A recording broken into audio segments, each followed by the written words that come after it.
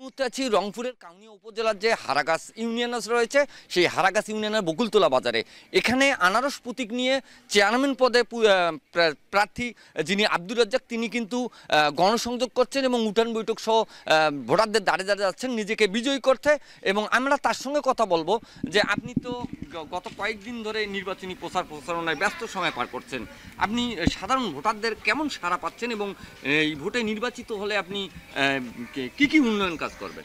আমি নির্বাচিত হলে সর্বপ্রথম আমি যুব সমাজকে প্রাধান্য দিয়ে যুব সমাজকে মাদক থেকে দূরে রেখে তাদের কর্মসংস্থান সৃষ্টি হবে আমার প্রধান কাজ।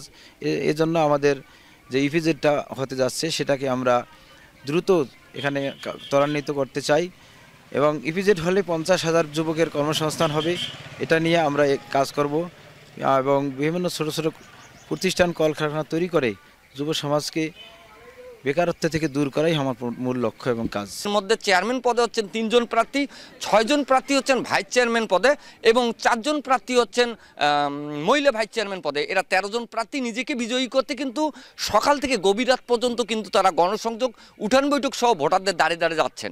এই ছিল নির্বাচনের প্রচারণার সর্বশেষ তথ্য।